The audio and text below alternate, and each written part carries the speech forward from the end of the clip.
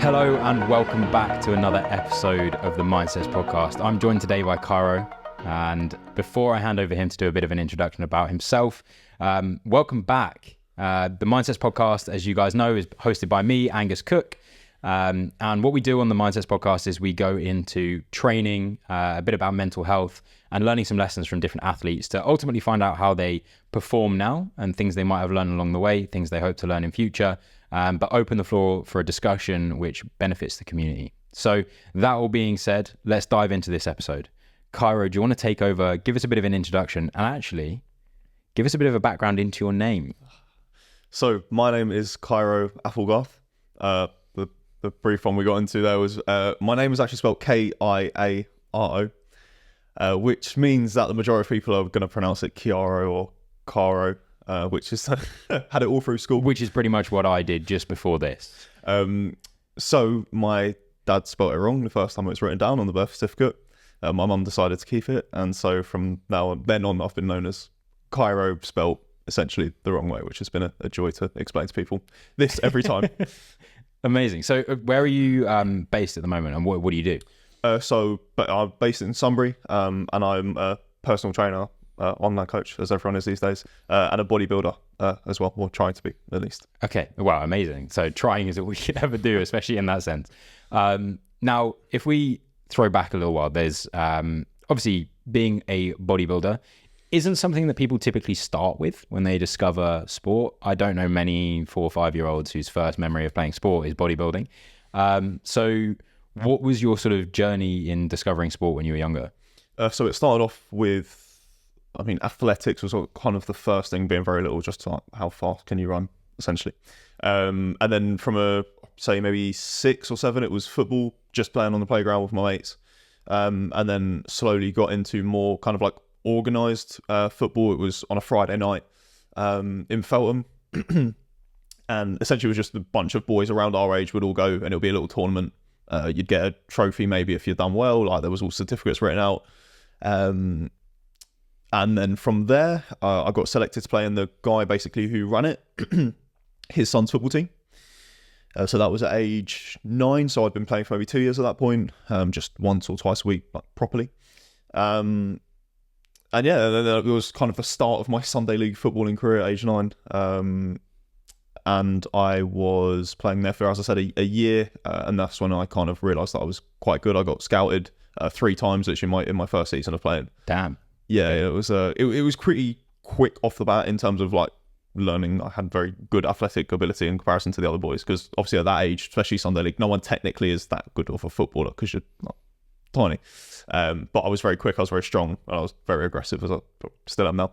And yeah, that's kind of what led me into almost pursuing that as a career from an early age before I even realised that's what I wanted to do. I loved it. My life revolved around it. And yeah, that was pretty much it, just football all the way. So when you started playing football, did you start in, like when I started playing football, basically, I started in central midfield. I wasn't sure about what I was doing with football. I didn't really know what I wanted to be when I was younger, but I wasn't really sure I was going to be a football player. So I tried rugby out, I did different things. And when I came back to football, my touch was so bad that everyone was just like, yeah, you're tall as well, get the fucking goal. Now, that's kind of what happened with my journey. But did you start and stay in the same position?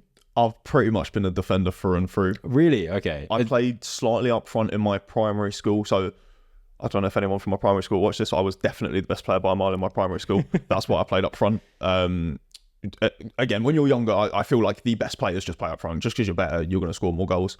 But I just love kicking people. So I've always played in the back. Like my goal essentially every time I played was to make sure the striker or the winger got subbed off because I'd hurt them from 9 years old, and that's essentially how I played my whole. See, the thing is, I was going to say, as a striker, like the way that you'd get noticed is just by scoring goals, having good feet, that kind of thing. As a defender, especially at a young age, you've got to show the aggression, because ultimately the best defenders I can think of that I ever played with were the ones that did some of the most outrageous challenges, and they might have been the most lovely blokes off the field, but on the field, I'm so glad they're on my team, not on the other team, on the opposition's team.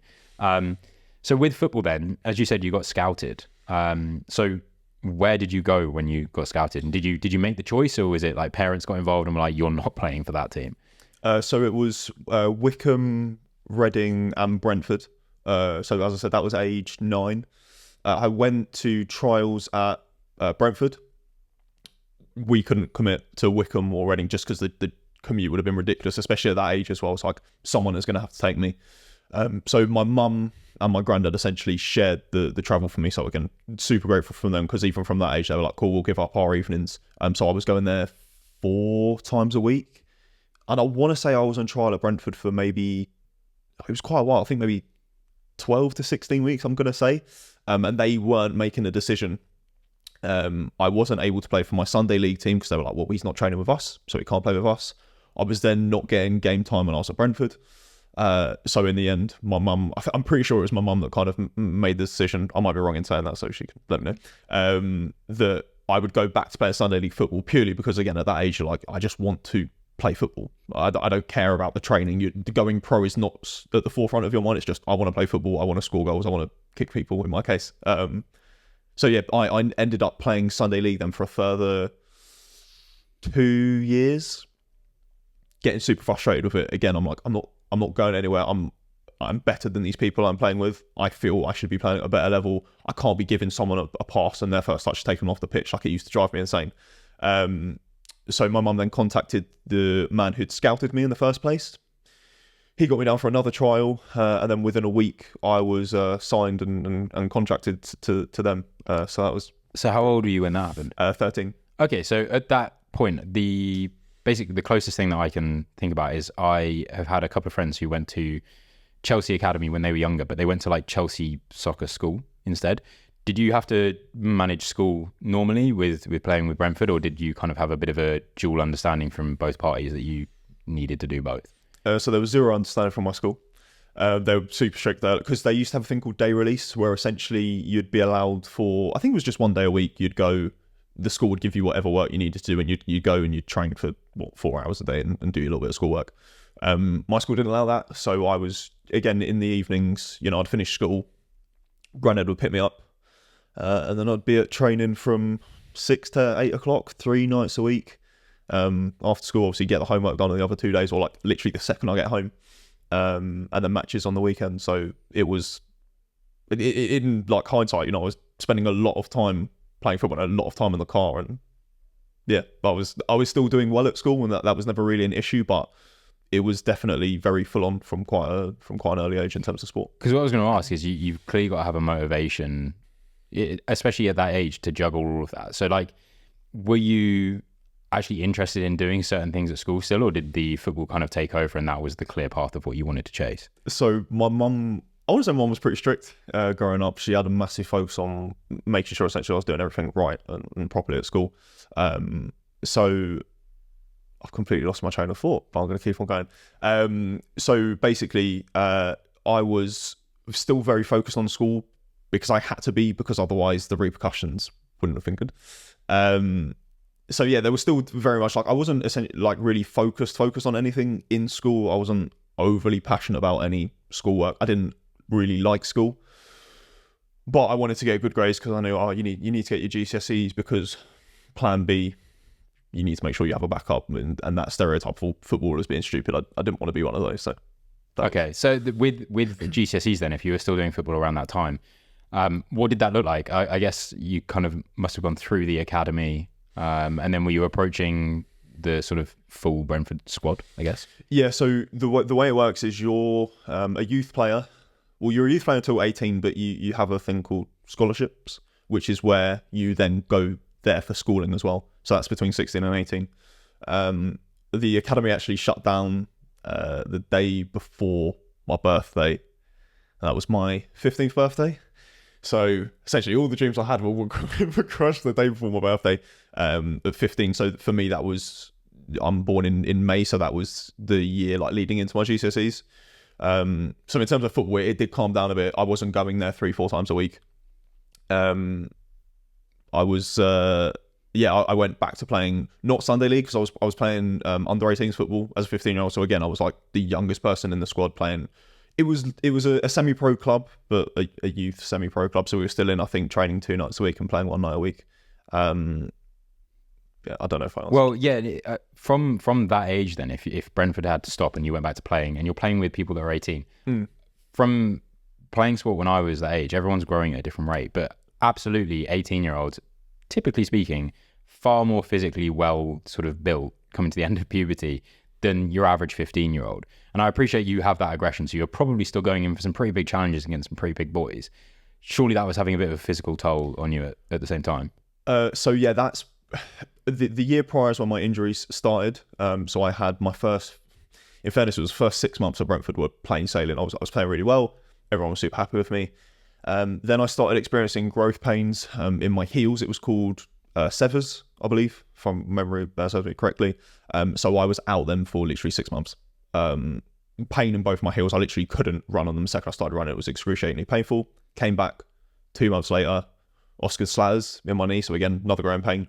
Had massive feet as well at that time. So I was like 5'3", 5'4", with size 10 feet. They were like, oh yeah, it'll be sound. Obviously, you'll be growing. Da da da. I'm now 5'10", so I went through all this pain and I'm still a short ass. So it's still it's not ideal. But yeah, so that was kind of when the injury started.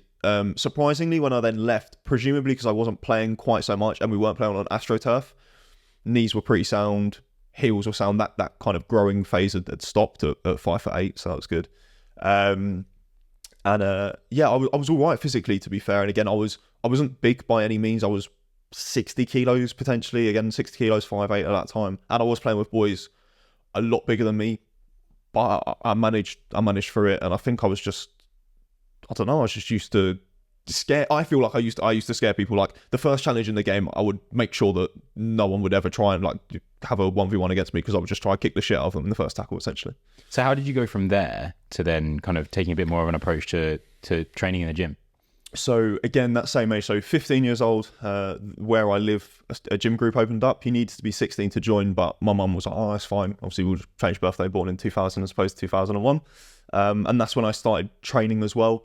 My first kind of involvement in the gym was just cardio for the first week. Like, I always knew I wanted to get bigger and get more muscle. Like when I was growing up, 50 Cent's physique. There's, I think it's the Get Rich or Die Trying album. Oh yeah, the famous yeah. Black lights, tendrils. Oh, it looks insane. So I was like, yeah, we'll look like that. And again, I was very kind of not privy to the fact that no footballers look like that. There's a reason they don't look like that as well. So I was trying obviously to get bigger, but just running on a treadmill because I was too scared to go downstairs with the big boys. And eventually, I took my first steps downstairs, got on a squat rack. I was like, yeah, cool. Bar, sound, fine. And I used to walk out forward from the squat rack before, obviously, you realise that there's a reason why. Again, you walk backwards. So 40 kilos on a bar, walked forwards, tried squat, like half got it up. And I'm going, oh, fuck, tried to throw it back to the rack. And I've done the always look one side, got that side up. The other side's now like down at the floor. And I'm there like, oh. This guy has literally come running over.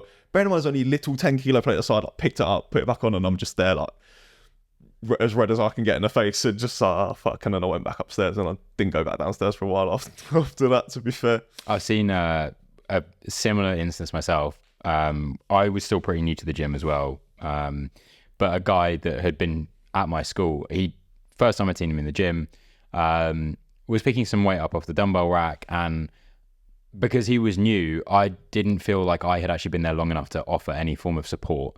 But I saw him take the dumbbells off the rack, try and do the sort of knee kick back you do when you're doing dumbbell press. He kicked it back way too hard, sent himself off the bench, literally left them on the floor and walked out. And I've never felt more guilty for not helping someone in my life.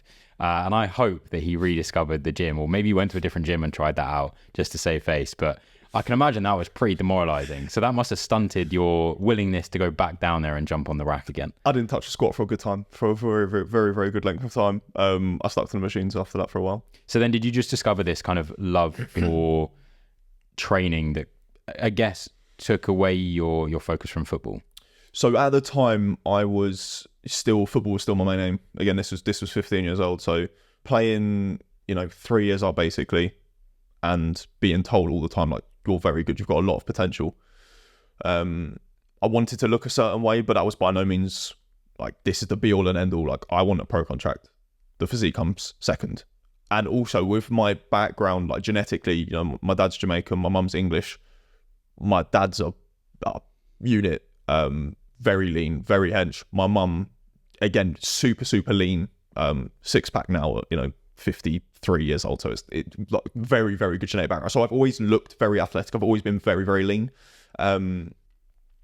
So and everyone around me's always been, oh yeah, you look good, especially from footballers. You know, most, I'd say, English kids they don't look like that usually. But I always wanted more. You know, I wanted to be bigger. I wanted to look better, and I wanted to almost be like that Ronaldo in the sense that, oh cool, yes, I'm going to work super hard at football. I'm going to work equally as hard in the weight room because I want this physique. I want to be more powerful. I want to jump higher. I want to run faster. And that was kind of the thought process at the time anyway.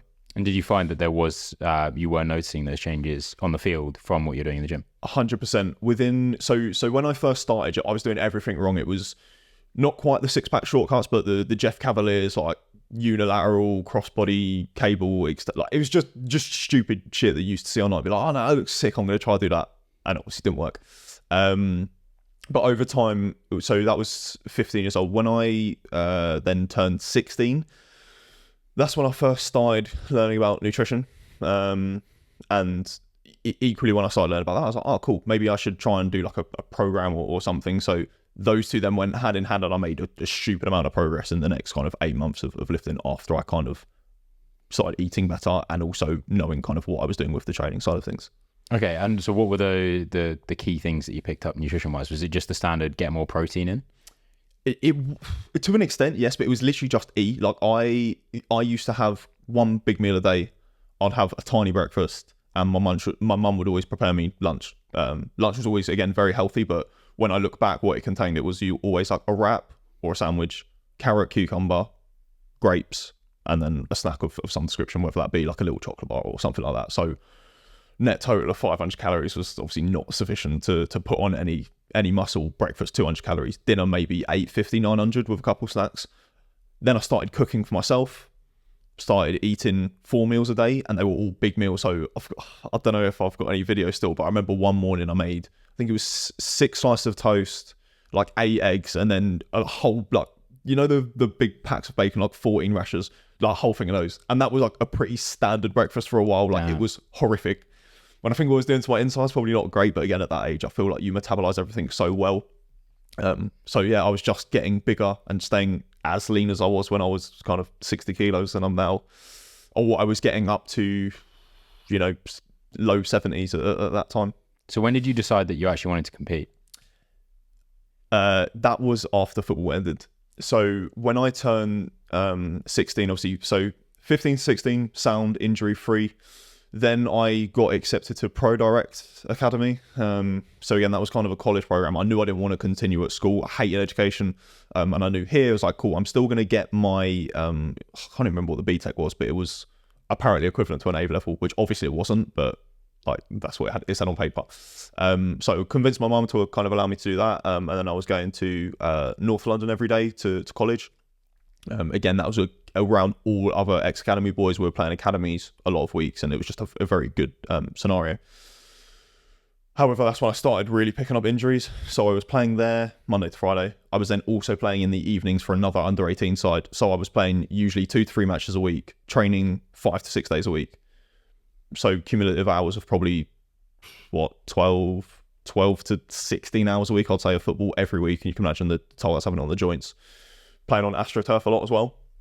Very heavy impact. I got injured in that pre-season. So as a 16-year-old, I tore my MCL at 16. And that was, when I look back now, that was the beginning of kind of the end of my footballing. I managed to play for 2 more years. Knee just never got any better. I was slamming painkillers all the time. I was always wrapping my knee up, always on the physio bed. And that's when I was like, cool, I actually can't do this anymore because I want to turn pro. I know now that I can't put in the amount of hours needed to improve enough to get there. So what am I going to put my focus in? And that's when I was just like, well, I like looking good. I like training. Let's get into the gym and see what happens in that sense. Okay, so I guess one of the 2 things that I can mainly highlight is when you're playing football, even though it's supposedly deemed non-contact, and then there's defenders that have an interest in not making that the case, that there are collisions that do end up causing injuries, especially you mentioned it there, but we actually discussed in the last episode with Liv the impact that different surfaces can have on the joints. And then there's the other thing as well in terms of aggression and kind of safety for your body in terms of injuries is something that's kind of a bit more in your control when it comes to gym movement. So yes, you can get injured in the gym. Typically happens if you're doing things not quite right, but you have a level of control over that. And then the gym is a really, really good way of dealing with some form of aggression. Lots of people deal with the gym or use the gym to deal with stress. So was that one of the main reasons that you also kind of tended towards going to the gym, because you kind of had more control over those aspects? I thought that it would be an injury-free route, which I've also learned has not been the case. But I did think, I don't think I've got the capability to play any other contact sport because, again, my knee's buggered. If I get hit again, that's another 3 months. And now, obviously, I'm grown. I need to make money. I can't just be sitting on my arse tossing about and getting my BTEC. I thought it should be a safer route to go down. And also, above and beyond all else, I'm in love with looking at physique and just physiques in general. Like, I've always been a massive just fan, not so necessarily of superheroes, but in action films, for example, when you see The Rock, or I'm trying to think of other people off the top of my head, like Arnold, like back in the day, just seeing them big people, I just want to look like that, because I've always been in good shape, but I've always been very lean, and I don't want to look like that anymore. And when people would see me before, they'd always be like, "Oh yeah, you look like a footballer," or "Oh, what sport do you play?" And it used to drive me insane, because I'm like, "No, that's not who I am anymore. Like, I want to move past it." So I was like, I actually can't have anyone associate me with this anymore. And it also brings back those painful memories of, what if your knee actually was all right? What if you could have kept on playing? So I was like, no, I just want to get as wham as I can, essentially. That's what I did. So with that, a couple of the people you've highlighted there, in Dwayne Johnson, who I don't want to make any claims about, but with Arnold Schwarzenegger, there is knowledge that he obviously didn't get there. Well, he got there by training very hard, but there were other things that helped along the way. So how long was it that you were doing bodybuilding before you started to consider alternative options to help your performance? So I started officially bodybuilding when I was 19. Yeah, 19. So it was late 2020, December 2020, actually, just before that last lockdown happened. So I just got a PT role at that time. Again, when I went into that PT role, I was like, cool, gonna bounce back from this injury. I just had surgery at that point on my knee, gonna get back into football. The more that I was trying to run and trying to play, I was like, I actually can't do it. Even running in a straight line is painful. So how am I ever going to pass the ball or change direction? I then got this job at the gym. The owners are they're all big boys, like 6'3", 6'4", 6'5", all massive as well, like 100 plus kilos, all of them.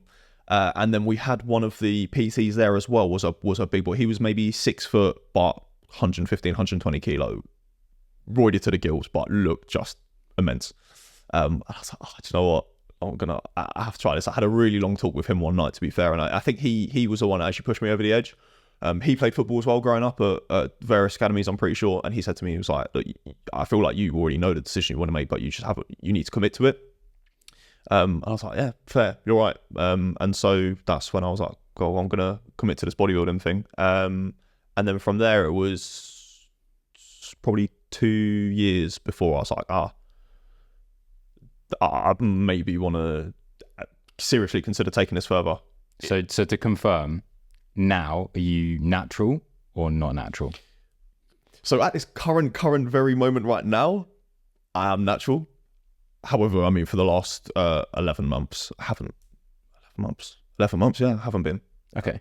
So you kind of made that decision based on physique goals, I guess. Mm-hmm. And the first thing I want to say is I think very commendable that you have admitted that you're not, because there's a lot of people disguising taking certain things, but being open about, look, I want to achieve this certain physique goal, and there's not a lot of evidence of people getting there without doing this. If I'm going to get there, then I need to do that. I think that's actually quite, as I said, commendable for doing that.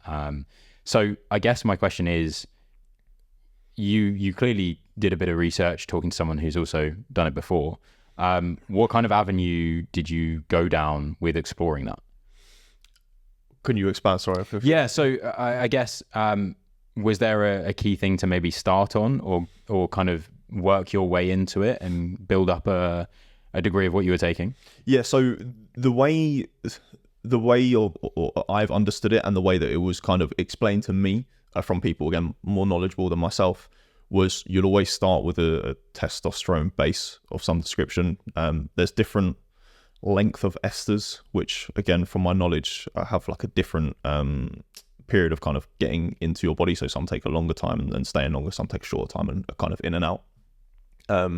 So the most common one that I believe is used at the moment is called testosterone enanthate. So that's kind of what most people nowadays start using. Back in the day, it was more common for people to take a lot more than they do now. Back when kind of your main knowledge of it was like, cool, I'm going to go on a forum and see what these big boys take. It's like, yeah, start with 500 milligrams of test, which now it's like, that's a lot to start from. Going from like a natural range to taking that amount is absurd. And you can run into so many side effects where it's like, right, I could have just taken half of that, got probably just as much progress, and not now be riddled with acne and like roid rage or whatever else it is. So yeah, I started on what I would like to consider a pretty low dose, and I stayed there for ages because I was just growing so rapidly. And did you adjust your training because of that? Did you find that you needed to train more intensely, or in fact less intensely? And how quickly were you starting to notice those changes? So within like 4 to 6 weeks, I would definitely say your muscles just start looking fuller. At the time, I started at not the best time in hindsight, because I had a few things going on personally. When I get stressed, my appetite just crashes completely. So I put on no weight. Usually people are like, yeah, within kind of the first 6 weeks, you'll be 3-4 kilos up. I put on no weight. I was like, I'm putting this in my body and I'm actually getting no reward from it. After kind of a few of those issues were fixed, could start eating again. And then I just ballooned up in weight. So I started, I think I was like 83 or 84 kilos, and I was 88 kilos within kind of 12 weeks. Considerably leaner than when I started. Stronger, just looked better. Actually had a bit of facial hair. Like before I was babyface, now I can sport a little goatee. And yeah, training wise, you could just train harder. You recovered better. Like before, when you're natural, it takes you a lot longer to recover from sessions. Whereas I felt like that changed from being natural to enhanced. I was like, cool, I can smash chest today. If I wanted to, I probably could tomorrow as well. I'm not going to, because it doesn't make sense, but you then would adjust volume up or incorporate some form of drop set or something to increase that intensity otherwise. And not in terms of negative side effects outside of the gym, but did you notice it had a bit of an impact on you, I guess, confidence-wise, mentally outside of the gym as well? So in just terms of me being bigger, as I said, I'm very physique-driven. I always have been, even when the main focus was on football. I definitely felt a bit like... you feel like a man a little bit more, because you are just a bigger human being. And I think that's where kind of a lot of the issues do come with that roid rage and that ego, because you can see someone who's very insecure anyway, you get on all these substances, it starts to mess with your hormones and kind of the way your brain works. Now you're this big person as well, and it's like, yeah, you actually can't tell me anything. I am bigger than you. And that's where I feel like that roid rage term is coined from, where you see these people that have just got massive really quick, and they're now like, oh, all these insecurities are now coming out, and I'm now bigger than you, so I can tell you whatever I want, and I'll beat you up, essentially. Fair enough. And while you were sensible in terms of taking a lower dosage, did you notice any side effects coming in through your use of it? Yeah, so side effects, I mean, the hair growth was the main one that I noticed, to be fair. So again, as I said, more facial hair.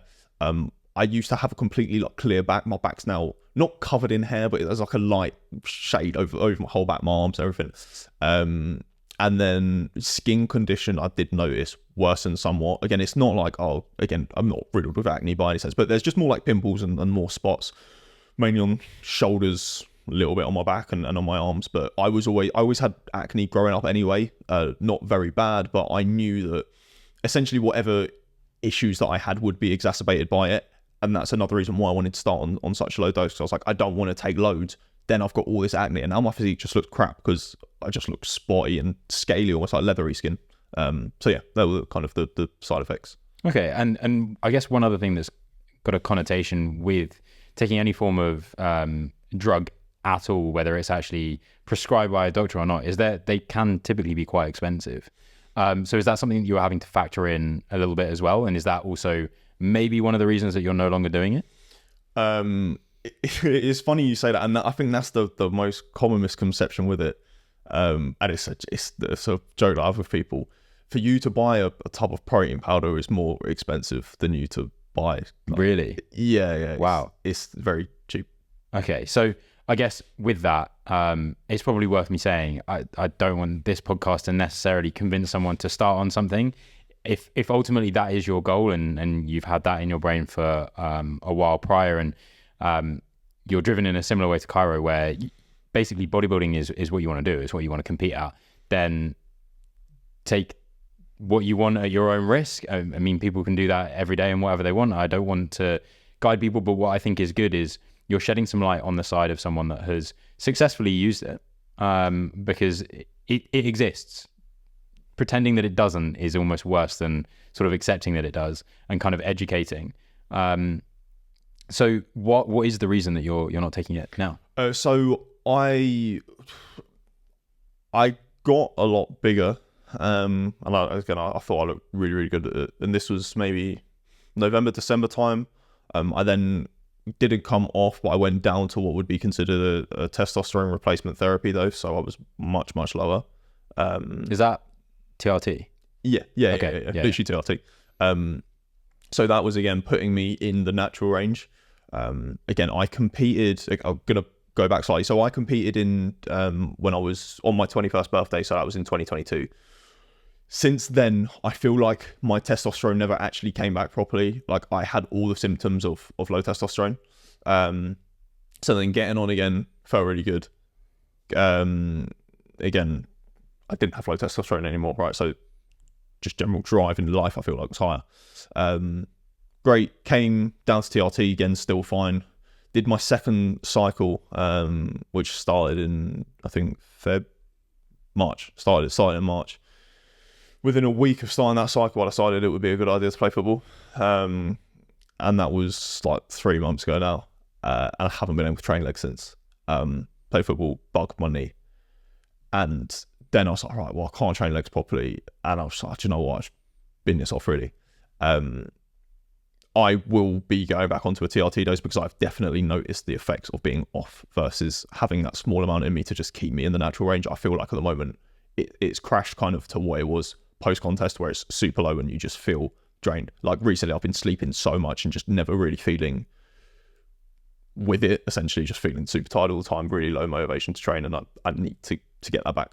Okay, and so is the goal to get that back purely for your training reasons, or for other reasons, mentally, emotionally, kind of feeling a bit more normal about yourself? Literally all of the above. I think for me, I've always noticed when I don't have a goal, personally, not so much work, but like football, physique, training, whatever it might be, I need that personal drive to keep me going, to keep me motivated, to not live, but to drive me to excel in other areas.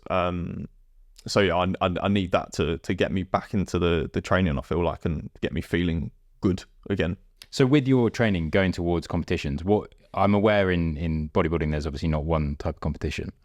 So what has been your basically what have you been entering into? So I've only competed once, and that was kind of my confirmation that I would go enhanced.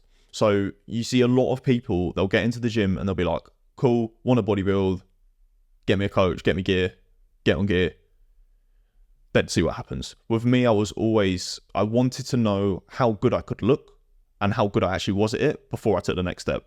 In my mind, that made sense. I thought it was quite sensible, because what I never wanted was to be like, cool, you're not made for this.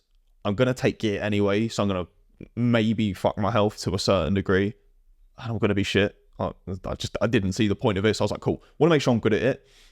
Competed as a natural, so as I said, it was on my 21st birthday, so essentially whole prep as a 20-year-old. I prepped for 11 weeks. I got a coach, and I was at the time the youngest person in that federation to win an overall. So won the junior class, which was up to 23, like 2023. Then I got entered into the overall, and I beat everyone in the show. So this is people of all ages, with obviously vastly more training experience and time bodybuilding than myself. Okay, so I guess if you know that you're going to potentially do some more cycles and still rely on this, what's the goal for you in your bodybuilding career? So I mean, I feel my goal personally would be to turn pro, as it was with football. Just take things as far as you can, essentially. But more than that, it's just building a very good physique. Like, I want to look at myself and be like, oh yeah, that's cool. The accolades obviously are great, and it's a nice thing to say, oh, I've achieved this and I've achieved that. But more than anything else, I want to be able to feel good about myself and just enjoy training and enjoy walking around in my own skin and just feeling good about myself. Not that I didn't before, but as I mentioned to you multiple times now, the physique has always been a key driver. So it's like, yes, you'll get so good naturally, but the reality is drugs are there for a reason. They work. Like, you're going to get a lot bigger using that than you will if you don't. Sure. And so do you see with your career, going until you are pro and going until you are happy, do you see that you'll be using some form of drug the entire time? And then do you see a clear point where you would cut that out, or is it just now part of your life and you're happy with that? I think it will probably be a part of my life. Again, as I said, I've come off completely for the last, I think it's been 3 weeks now. And it just doesn't feel good. And I remember, again, it's not like, oh, I need drugs to survive, but I'm pretty sure I would need some form of testosterone replacement therapy, whether it be, from a doctor or like from a backhand. I will need something, because I just don't have it anymore. And I think so therefore it will always be a part of, I think, my life. And yeah, I think that's the reality of it, really. No, I think that's good to know, and it's understood by you. You're not kind of trying to figure that out. So what I've had some listener questions come in. So guys, if you're new to the podcast, then essentially in each episode there is an opportunity for listeners to ask questions specifically to the guests. So you might be able to get some direct advice. So send them on in, and we pick 3, and then Kiaro here is going to answer 3 of the questions that we've had in. So the first question comes from Alice. And she has said, why do you think so many people lie about being on performance enhancing drugs? And why don't you? I think,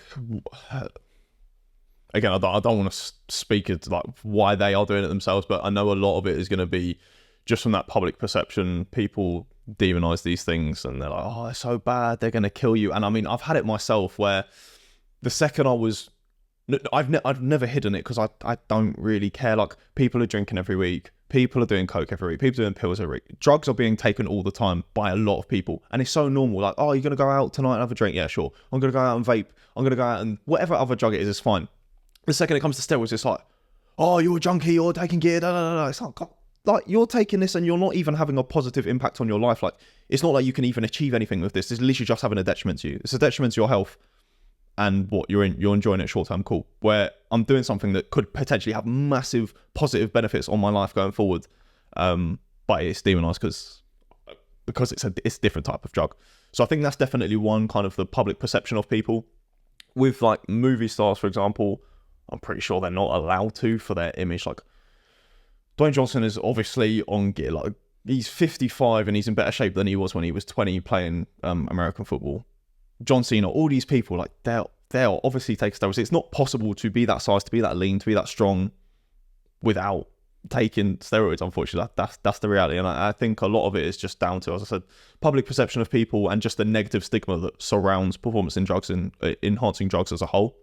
I said, I don't care. Like, I've competed naturally. I've proven what I can do. And anyone's like, oh yeah, it's all gear. I'm like, no, look what I've done. Like, I've already shown you that I am very good at this. Like, this has helped, yes, but you can't take that away from me. And everyone's like, oh, it's all the gear. I'm like, you take gear and try and look like I did naturally. You probably won't. Or stay natural and try and look how I did naturally. You won't. Now, if you take gear, you won't look like I look enhanced. I am unfortunately just better at this than you are. So I don't understand what the... Yeah, it's a difficult thing as well, because people don't understand a lot that you are limited.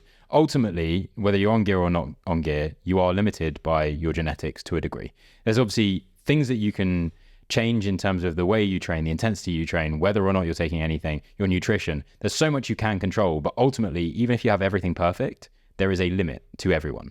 And some people's limits are better in the same way that you have some football players that are just going to be better than others. And having an understanding of that is really, really important. Now, in terms of having an understanding, you are obviously a PT. And I think being open about the fact that you're on some form of TRT or testosterone at any time is useful for your clients.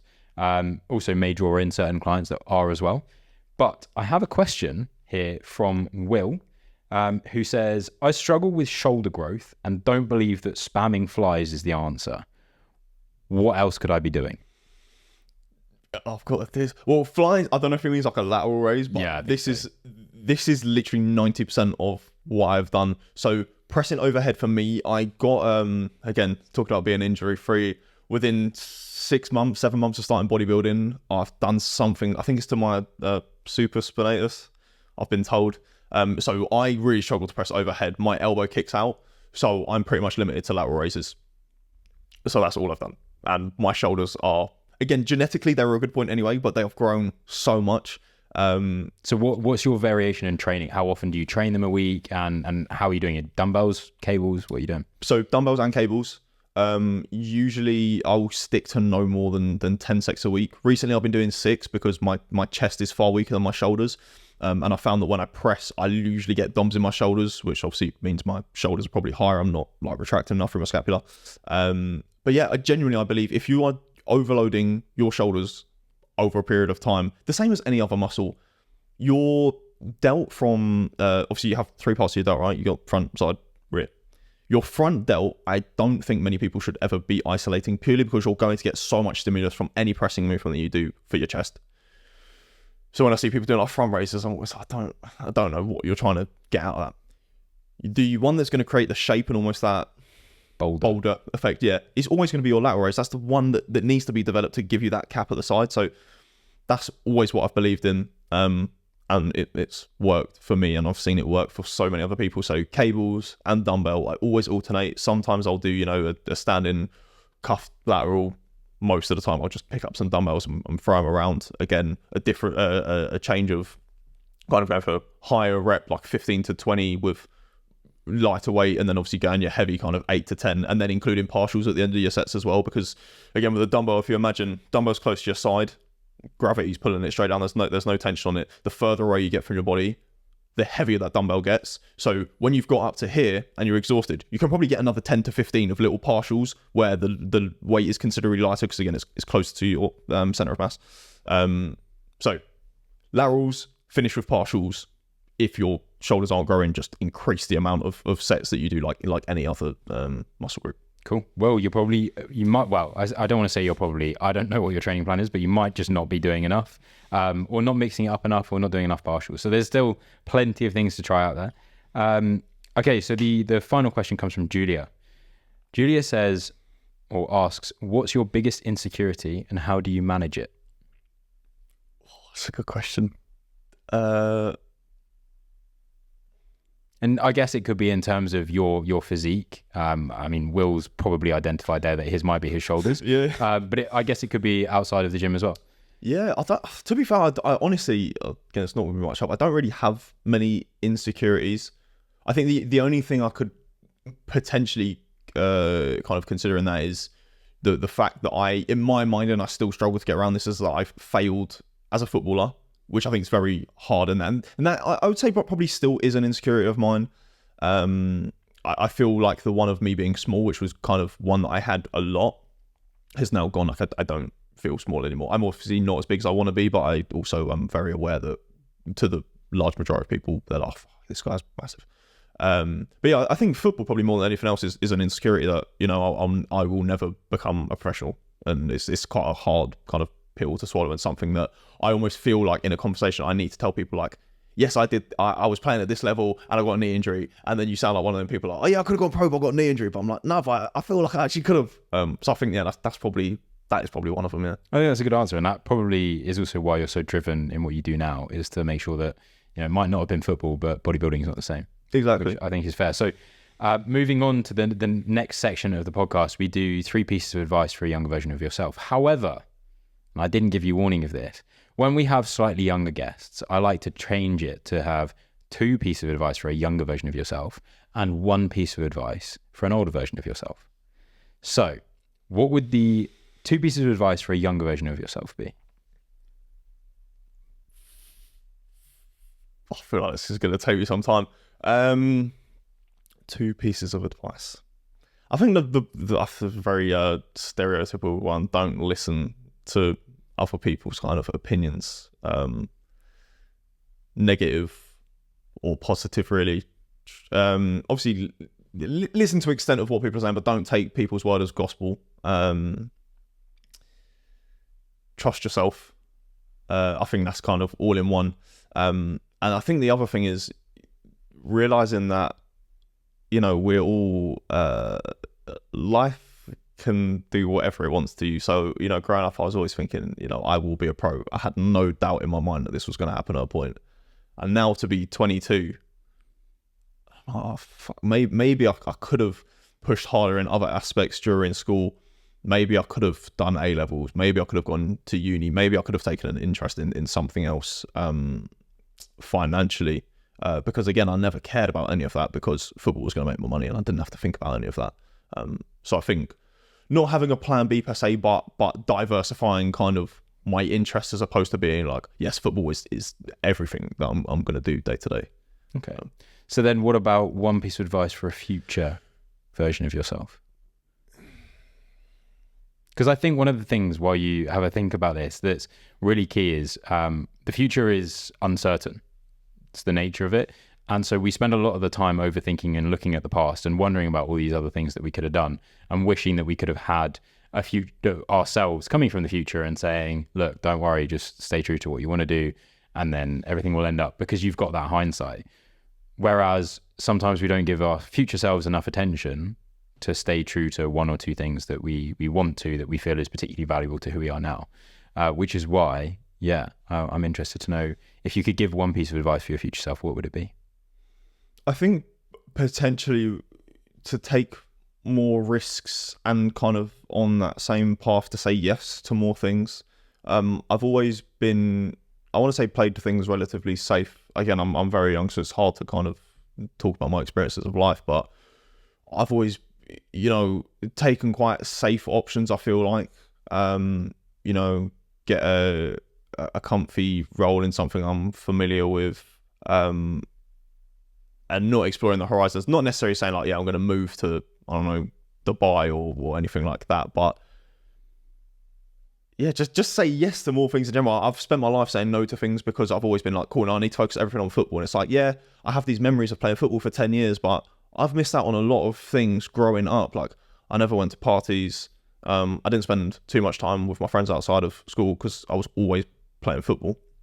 So now just saying, even if it's just social events and things like that, just saying yes to going out and not being no, I need to bodybuild all the time and I need to make sure I eat 5 meals a day or I'm going to get tiny, that type of thing. I think that's good. I think that's a good understanding to have. The balance actually is a benefit to life. It's not actually a hindrance. And while it might feel like a hindrance on short term, like long term, again, when you're looking back in hindsight at what you missed, though, it's the people and the events that you miss rather than the one meal that you missed that you think might have changed the whole course of your prep. Like, let's be real, one meal probably won't, and yes, it might feel horrible at the time. You feel like you ruined the whole thing. In 5 years time, you're going to forget about it. Absolutely.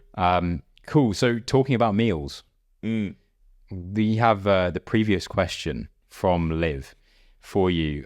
So on the podcast, we do a previous guest question, which means that in a moment, I'll also be asking for your question for the next guest. You're not allowed to know anything about who they are, which means that sometimes we get some really deep questions. Other times we have some fun questions. And as I said, on the case of meals, Liv asked if you could associate yourself or be any cereal, what would it be and why? I would be cereal. What cereal would I be? I think I would be, this is going to sound proper boring. I think I'd be Weetabix. Okay, but there's so many different types of Weetabix. I'm going to need you to be specific. Plain original Weetabix, because they're so diverse. Like I can prepare these in a lot of different ways. So I can shred them. I can shove them in a bowl of milk. I can put them with Greek yogurt. I can put them with fruit. I can make them maybe more unhealthy with like Nutella or something on top. I think they're quite diverse. If you're having it with milk, can I ask, do you do it with warm milk or cold milk? You're opening my eyes to something new because I've never even considered that. So I wasn't aware of this. I have a friend at university, Lloyd, if you're watching this, you opened my eyes to warm milk and cereal because, well, you opened my eyes to it and then I immediately shut them because I thought it was disgusting. Fair. But yeah, see, Weetabix is an interesting one. And the reason I wanted to specify was Liv also chose Weetabix, but she chose the mini Weetabix with the chocolate bits in, which I thought were discontinued, but apparently they're still about. But also there's like protein Weetabix, there's like random stuff. So Weetabix, I agree, is actually quite versatile. So I think that's quite a good choice. I went for like my childhood memory of Cookie Crisp. And I also mentioned on the last podcast that I thought I had some in my cupboard at home and I was going to have some. They were so stale that I really regret that. And it might have put me off my favorite cereal. But that leads me on to asking what your question will be for the next guest. And as I said, it can be on a similar level to asking about cereal. It could be something slightly more deep. So what would you like to ask? Is there a certain amount of money that could take you away from wanting to achieve the goals that you want to currently achieve in life? And if so, how much money would that be? I think that's a really interesting question. I like that. So for anyone else that also likes the sound of that question and wants to find out how much money they need to pay the next athlete to destroy their dreams, tune into the next episode, which will be out next week. Now, in terms of finding that episode, we're the Mindsets podcast. So use @mindsets_podcast for everything. That's all the social media. You can use that on YouTube as well. If you're not already watching this here, if you want to get to know us and see us face to face, that's where you can find it. But you can also reach out, get involved with the listener questions on socials, and enjoy some slightly shortened clips from the podcast. However, Kiaro, where can people find you if they want some training or have some questions for you? So Kiaro the trainer is on all my socials. So that's YouTube, Instagram, and TikTok as well. Amazing. Okay, so as I always do, I'll always make sure that Kiaro is tagged in any of the videos that we put out. So if you're still struggling, head to the Mindsets Podcast page and you'll be able to find Kiaro from there. But that leads us around to the end of the episode. So it's been an absolute pleasure to have you on. Thank you very much for coming on and sharing your views on things and giving a bit of an insight to the other side of training that some people may often joke about dabbling in, but now we've got some real life experience. So major appreciation for that. Thank you very much for having me on. I appreciate that. And thank you guys very much for listening. I look forward to seeing you all in the next episode.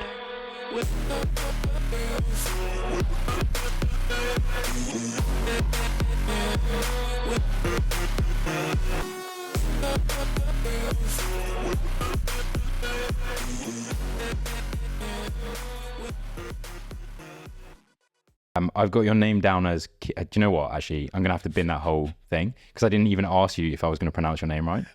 From the way you started saying it, I think you're going to pronounce it wrong, but please, you have to try. Is it, I was going to say, is it like Kiaro? It's Kiaro. Kiaro. Okay. Story, brief. Dad spelled it wrong on the birth certificate. Really? Meant to be Kai.